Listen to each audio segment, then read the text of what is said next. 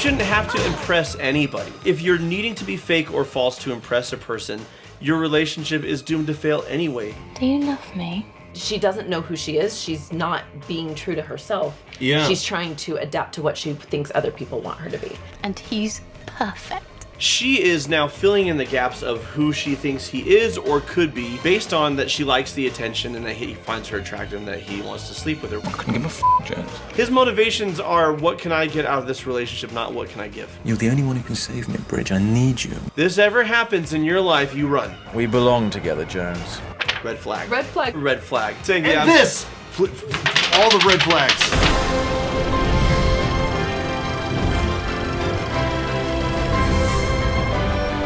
Hello and welcome to Cinema Therapy. I'm Alan Seawright, a professional filmmaker who needs therapy. I'm Jonathan Decker, licensed therapist who loves movies, and joining us today, the wonderful, the illustrious, and world-renowned Jane Austen expert. Nope. True facts.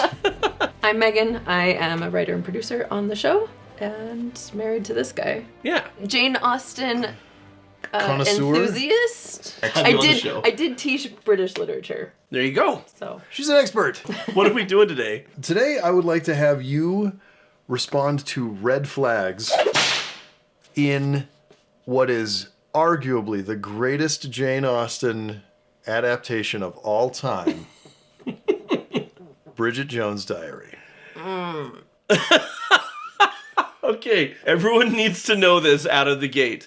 This is gonna be a roast. It didn't start out that way, Nope. and then we watched the film. We got so many comments, so many people wanting us to react to Bridget Jones' Diary, and here's the thing. I watched it, and I hated it. Hated this movie. If you love this movie... It's okay. We can all love things that are bad for us. Just keep your brain turned on and acknowledge this is not how I'm going to live my life. a lot of what we're going to be looking at is red flags from a character who is supposed to be a bad relationship. So without further ado, let's do this.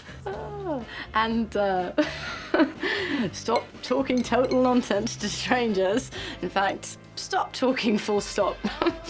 Yes, well, perhaps it's time to eat. Womp womp. Apparently, she lives just round the corner from you. Mother, I do not need a blind date, particularly not with some verbally incontinent spinster who smokes like a chimney, drinks like a fish, and dresses like her mother. Yummy. Turkey Okay. curry. For My what, favorite. for what it's worth, accusing someone of verbal incontinence is a pretty great insult. Yeah. Here's the thing. Darcy is not wrong about any of the things that he says about her. Yeah. He was maybe a little too harsh, coming in a little too hot, but not wrong. And I like that she sees that as kind of a wake-up call. Well, this is sort of her moment of like, I'm going to make a change. I'm going to go out and I'm going to change my life and Yeah. do different things. I'm going to exercise and, whatever, all of her other stuff she's going to do. Right? And then she doesn't actually change. So here I have two red flags right out of the gate. One for the character and one for the filmmakers. Oh boy. For the character, okay, you may be right, Megan. The things you said are accurate. You may be right that, okay, this is a wake-up call for her. It's also not a great thing to do. To talk poorly of someone you just met who only was ever trying to be kind and start a conversation. And I get that that's, the whole Darcy arc. But that leads me to my other red flag. You're making a Pride and Prejudice remake. You rename all the characters except for Darcy. And then you cast Darcy from Pride and Prejudice in the role of Darcy. And so genetically... Literally 4 years later. 4 years later. Yeah, are we saying this, is this another member of the Darcy family, but He's a generations later? He's a descendant of the original Darcy and Elizabeth. He's Yeah. like their 8th great-grandchild. That's the only way it works, that his name is Darcy and he looks like that. It makes no sense.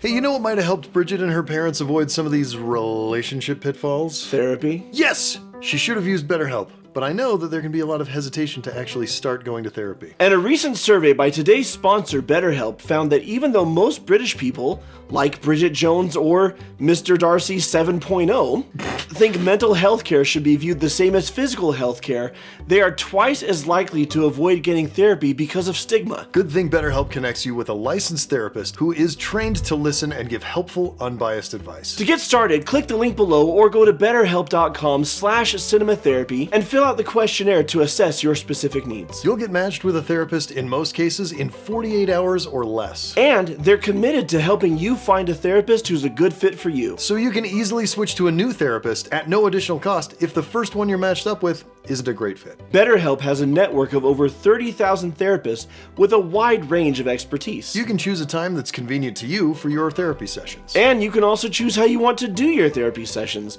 a phone call, video chat, or even via messaging. It's so convenient and personalized, it really helps overcome a lot of the barriers that people face to start therapy. Over 4 million people have used BetterHelp to start living a healthier, happier life. If you think you could benefit from therapy, maybe even not as much as Bridget Jones, click the link below or go to betterhelp.com/cinematherapy. You'll get 10% off your first month of BetterHelp so you can connect with a therapist and see if it helps you.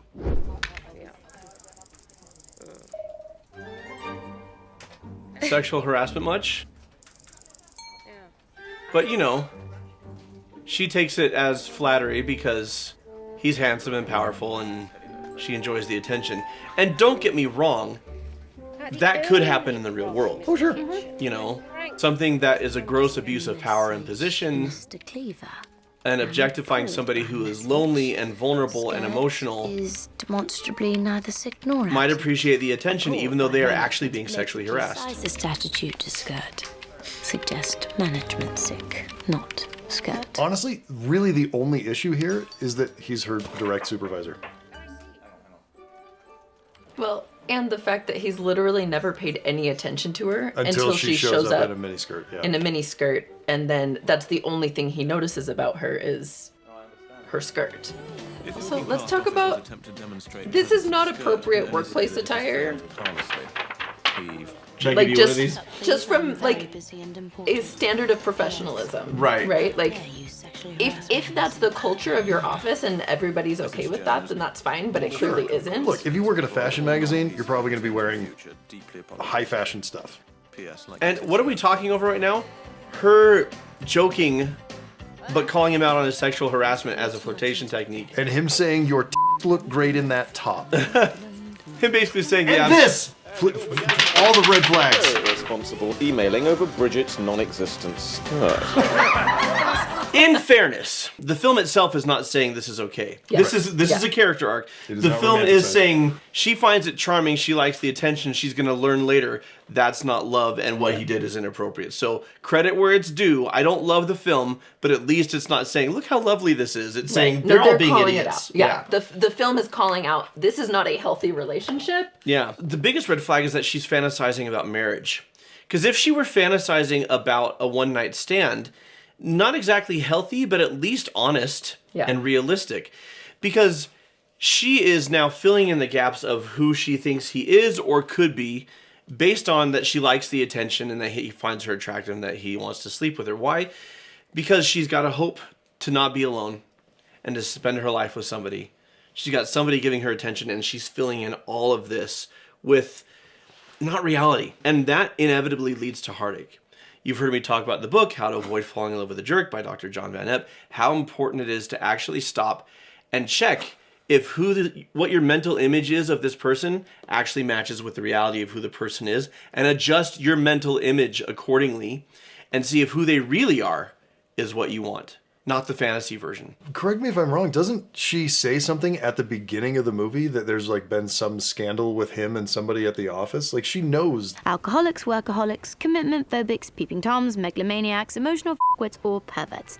And especially will not fantasize about a particular person who embodies all these things. There's also psychologically the appeal of something that we know is wrong and it's going to blow up in our face and we know it, but we find it irresistible. The whole good guys or good girls are boring idea comes from the fact that when you do something that you believe to be wrong, there's an element of excitement and thrill. There's comes from doing danger. You get adrenaline just like you do when you stick your head in a lion's mouth. Sometimes it can be very hard to do the things that we know are good for us and long term can bring us peace and happiness because we have to mourn the loss of the thrill. Generally speaking, we are trading peace and joy for excitement. So how do you feel about this whole situation in Churchtown? Isn't it a nightmare? I couldn't give a Jones. Now look, how do you know, Arcee Darcy? Apparently I used to run around naked in his paddling pool. I bet you did, you dirty What about you? Same, yeah. No, I was best man at his wedding. Knew him from Cambridge. He was a mate. And then what? Okay, that should be a red flag. If you're British, you know, knew him from Cambridge. Nothing. They're both D-bags. Not everyone who goes to Cambridge is a D-bag, but statistically... Statistically. Another red flag is the fact that he is switching the roles and casting himself as the victim in the story and Darcy as the villain when the actual behavior he's describing was reversed. And lying to impress a woman is always a red flag. Lying to impress anybody is always a red flag. Also red flag, I absolutely believe women should dress however they want to, however they're comfortable, however they feel sexy and powerful. My red flag is that she is wearing that dress because she knows full well he's not into her for her brain. She's wearing that dress so she can keep him interested. It would be completely different if it was a healthy relationship where he fully valued her as a person and she just felt like wearing something like that. So again, I'm not judging the dress, I'm judging the motive for wearing the dress. Red flag. He doesn't actually care about what she thinks or what she has to say. Yeah. Like she tries to talk about Chechnya, and he's like, ugh. To be fair, she didn't actually care about that subject either. Oh, no. She was trying to impress him. Yeah. But that's another red flag.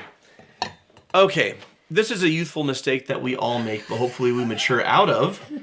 You shouldn't have to impress anybody. Correct. Right? If you're needing to be fake or false to impress a person, your relationship is doomed to fail anyway. How important it is to just be authentically you.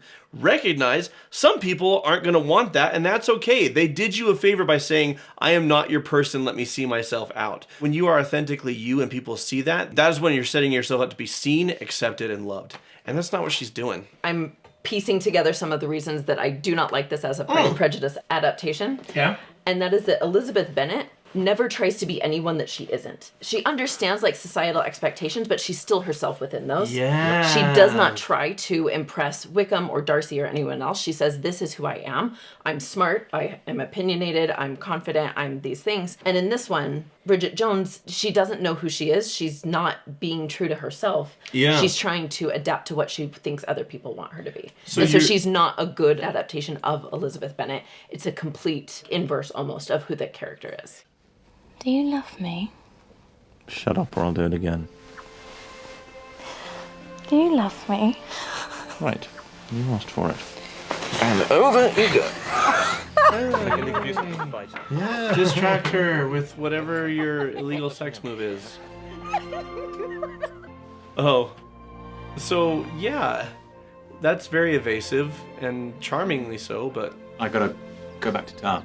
And now he's out of there. Meetings come up. On a Sunday? No, the meeting's first thing tomorrow. I've got to work on some figures. You want to know why he's leaving right now? Just Oh, we'll find out. hop into the party for a minute. Well, I mean, And leave really that, but early. also he can't just have sex with her all day. I mean, maybe he could to distract her from the "Do you love me" conversation. Right. That worked last night, but now he's got to skedaddle because he used his one card. He's leaving because he's got somebody else. But also, what'd you think you were gonna get with a guy who only looks at your butt and your boobs? Commitment-phobics, emotional f***wits, or perverts. Red flag for me is someone who can't talk to you about how they feel Yeah. and doesn't follow through on commitments. He committed to her to be there. Yep. And then he makes up an excuse to get out of it, which we find out later is because he's going to see someone else. Yeah. But if somebody is not following through on their commitments, even if it's not because they're cheating on you, like, that's a problem in a relationship. That's a really big problem. Right. Like Yeah. if they're not keeping small commitments, what's to stop them from not keeping larger commitments and larger commitments? Well, and he falls back on pleasuring her because presumably that's something that he's good at, but also he wants to keep her around because it's a situationship for him. It's convenient. At the same time, he doesn't want to tell her that he loves her, which maybe is to his credit a little bit. That's the line He's he not won't just cross. lying to keep her in bed with him, you know? Yeah, but like, here's the thing. Let's do a little bit of therapy really fast. So this character, Wickham Light, I have him in my office. Listen, somebody asks you, do you love me? And the answer is either no or I don't know yet. It's actually not that difficult of a conversation to have because you know what? Feelings are either there or they're not, and sometimes feelings are in transit, and you can vulnerably, honestly have a conversation with somebody without destroying them by honestly saying, I'm here because I'm interested. I'm here because I'm attracted. I'm here because I like you. But if you're asking if I love you, I'm not there yet. I don't know if I'll ever be there, but you deserve an honest answer. And then letting them do with that what they're going to do. Yeah. It's not going to feel great to hear that, probably, but it's at least going to feel honest. We've had very good response to the... So he cheated on her. Yep. Or he cheated on the woman he was with her. Either way. Either way. Why not both? Not great. Either way, he was lying to both of them. Correct, yeah. Terrible. The thing is, with Lara and me, well, you know... No, you'll have to fill me in. Well, the truth is, we're the same, Bridge, you and me. You know, we're two people of a certain age looking for the moment to commit and finding it really hard. He's projecting. And I just think that in the And end, manipulating. it's got to be something... Although she's not wearing anything revealing and something he's which still talking to her, makes so us that's go that growth. extra mile. And I think, Is it? No, it's not. Okay. I don't know, being American or something to do with confidence and being so, well, young, you know. I do think that he... Gross. Yeah, that is gross. I do think that he is latching on to the idea of Bridget as a woman who can fix him and help him to grow into an adult. Yesterday. He's starting to, yeah. We come around to that fully later. Who? Silly Bridget. You haven't only just met her. No. No, I got to know her pretty well when we were in the New York office together. Oh. So at least he's coming clean. But there's an issue with relationships used for one's own personal gain or pleasure. A real relationship is considerate of the other person's wants, needs, and feelings. We're engaged. And all of these women in his life, he is affectionate towards them to the extent that it will get him what he wants. Even when he thinks he's in love with Bridget later, what he actually is, he sees enough to see I've hurt people and I've kind of been a shallow playboy. I want to be more. But instead of I will make myself more by doing the work to improve myself, he's latching on to maybe Bridget can take me there. He says to her, I wanted you to be the first to know I'm getting engaged. Like, he's willing to be open and vulnerable. I think he's doing that because he thinks it's going to get him something or absolve him from some guilt. Like, what is your read on that? My read on that is, and I'd love to know yours, Megan, my read on that is he thinks he's being respectful. You deserve to know this and you deserve to know it from me. Which I guess is like the very least modicum of respect that you could show a person is I completely treated you like garbage and cheated on you and lied to you, but I also didn't want anyone else to tell you that. Yeah, as far as a bar to clear, that one's literally sitting on the ground and he's stepping over it. Yeah. Well, and I think it's just that he doesn't see anything else to gain from lying to her anymore. Right. So he's like, well, I might as well be halfway decent. And it's his way of sort of ending things because he knows he has to. Yeah. Without being the complete villain. Well, it's also confessing to something that you've already been caught with. Yeah. Right. And so it's like, well, at least now I can play the nice guy, honest role. Right. Like I'm caring and compassionate. But if she had never caught him, he never would have done this. Look, are you and Cosmo in this together? I mean, you seem to go out of your way to try to make me feel like a complete idiot every time I see you. And you really needn't bother. I already feel like an idiot most of the time anyway. With or without. This is why a lot of people relate to Bridget Jones, though, because we've all felt that way. That is actually a really great line. It is a great line and, weird turn of events, delivered pretty well. I'm sorry if I've been... Well, and good self-awareness Yeah. for like her and... I don't think you're an idiot at all. In fact, perhaps despite appearances, I like you very much. Apart from the smoking and the drinking and the vulgar mother and the verbal No, diarrhea. I like you very much. Just as you are. Mark, we really are making progress on the case in here. I mean, just because he took it from Billy Joel doesn't mean it's not beautiful. Honestly, you could show me this scene in isolation apart from the rest of the film, say it's a modern Pride and Prejudice, and I'd be like, oh, they really nailed it. Oh, I'm on board. Yeah. Yeah. But then there's the rest of the film around this scene. Yeah. Well, and the real problem I have with this scene is not what's said in the scene or how the scene is played. That's all fine. It makes no f***ing sense that he likes her just the way she is. Why? Why does he like her? She's been annoying and smoky and drinky and obnoxious And selfish and horrible, but he likes her because the script says he has to. Yeah, well, and they've had 0 positive interactions, I think, at this point. Maybe some neutral ones, but I don't think they've had any, like, positive interactions with each other. And we're just supposed to believe that he likes her because he says it. If they had had a moment or several moments where he thought all these things about her, and then he observes a different side to her, and he realizes, oh, I'm more than willing to tolerate all this other stuff because there's something that other people aren't seeing. Man, if only there was like a movie or a book that did that and showed that happening with characters that we could model this on. Okay. That would be incredible. Still, it's enough for me to put the red flag away just for the moment, even though I agree with everything you're saying. No, but just the notion of, I don't need you to make me feel like an idiot. I feel like that all on my own all the time is such a heartbreaking line because it speaks to how a lot of people feel. And to have someone say to you in return and mean it, I like you just the way you are, is beautiful, is healthy, is wholesome. Just because the film doesn't earn it doesn't mean that the concept isn't beautiful or wonderful. So, again, taken in isolation, this scene is great. Yeah. Excuse me. Diet Wickham shows up to her birthday party. I've been going crazy. I can't stop thinking about you and thinking what a idiot I've been. Christ, is that blue soup? That Sunday in the country. Come outside. The fact is, you put Hugh Grant in a scene, and even if the movie's not great, he will find moments. It's gonna be a great scene. Meeting your parents, I just panicked.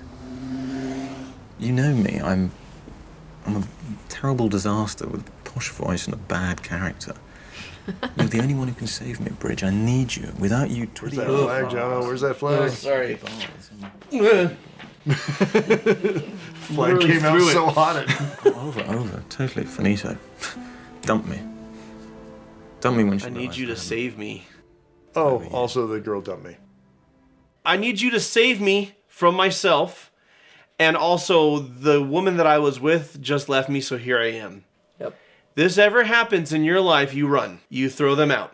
You can laugh first. His motivations are, what can I get out of this relationship, not what can I give. This is not a concern for her happiness, and that's what an actual love story is. What he is looking for is a bandage in the shape of a woman. And also, anytime you think that a romantic partner can or should save you, or that only one person can or should save you, not a good place to be. Yeah. You know what someone who loves you will do? They won't save you. They will stand with you as you work to save yourself. What is your problem? My problem? Yes! My problem is that I just did a Statham through this window. Noble, and normal, and helpful in the kitchen, but you're just as bad as the rest of them. Well, I can see that I've been laboring under a misapprehension. Very, very foolish mistake. Forgive me. We belong together, Jones. No! Me, you, poor little skirt.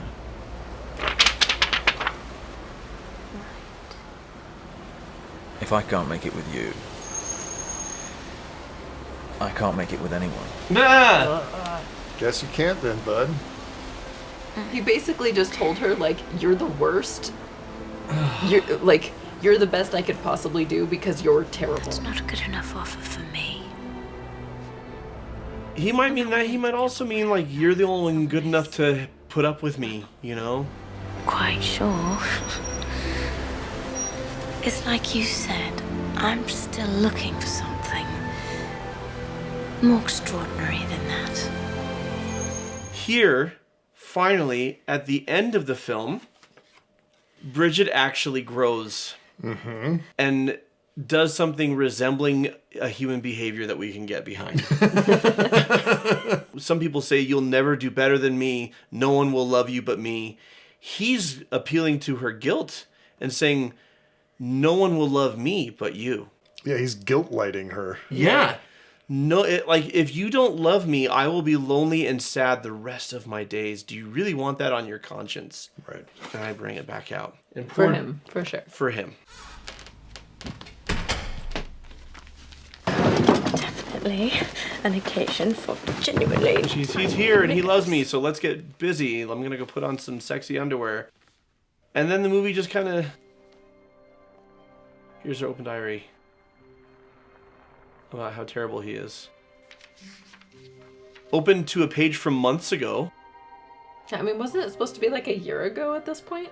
So maybe she's just that messy. Maybe it's been a year since she cleaned her apartment. Because it was the previous Christmas, right? And now it's Christmas again? Yeah. Yeah. Why is her diary open from a year ago? Right. Because the movie script said it was. I mean, I do kind of like, I don't know if you're going to show the whole thing here, but where this leads and what he's doing. Where he goes and he's getting her a new diary to start fresh, but like... We show it, I think. Okay, well,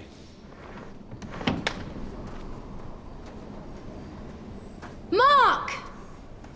Mark! And he can hear her!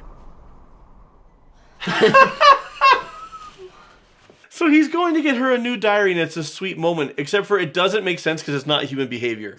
No. If you're, like, pursuing a relationship with this person, you don't just walk out and ignore them when they're shouting at you and you're on the street. You go, be right back, just running to the shops. I'm coming right back. Right. Or she comes out, hey, I saw this. I think it's time we get you a new diary. And they go out and they have a little date. Yeah. And they get a new diary to start fresh. But then we couldn't have her running through the streets in the snow in her underwear. Right. This entire movie could be renamed Turning Red. Because of the flag. Because he held the flag up so No, much. they got it. That's why. You want to know why? Because our fans are smarter than the screenwriters of this film. At least the end where Darcy and Bridget Jones kind of leave their relationship is at an okay starting point. Yeah. Mm-hmm. It's just to get them there, they have to do things that human beings don't do. Listen, if you're going to take one of the all-time classics of English literature, I'd say you could do worse, but you can't. Okay. I will write in for you Bridget Jones fans. Look, you've got charming actors. You've got some charming moments. You've got a character those two who's things. despicable because he's supposed to be despicable. You got a character who's despicable because he's supposed to be. And you've got a character who feels like an idiot and doesn't feel comfortable in their own skin. And somebody says, I see you and I love you for who you are. Again, the film doesn't earn that moment. But I get why that is a beautiful thing to latch onto. And if you enjoy Bridget Jones, that's fine. Great. Like what you like, enjoy what you enjoy. Just keep your brain turned on. And if it's not healthy, don't model your life after it. We haven't seen any of the other Bridget Jones movies. Are you going to make us suffer through them? Let us know if you want us to, because... we will do it. Yeah, we'll do it for you. And also, if you are in a relationship with someone who's exhibiting any of the behaviors that Hugh Grant's character exhibits... Yeah. Get out. Lots of red flags. Find a healthier relationship. It's like Bridget says, she deserves something more extraordinary than that. When you say find a healthy relationship, start with yourself. When you truly love yourself, if someone treats you poorly, you can be like, I treat myself better than this. I don't need this in my life. Yeah, I'm going to go spend a weekend with me. So until next time. I like you just as you are. I'm joking, you daft cow. Is that blue soup? And... watch movies. Shout out and thank you to our patrons who help support this channel and get so much bonus content that you can't find anywhere else. Folks like Guardian of Energy, Traxathon, Hillary Egan, Alyssa De La Cruz, David Gornitsky. Thank you and we love you just as you are. We do.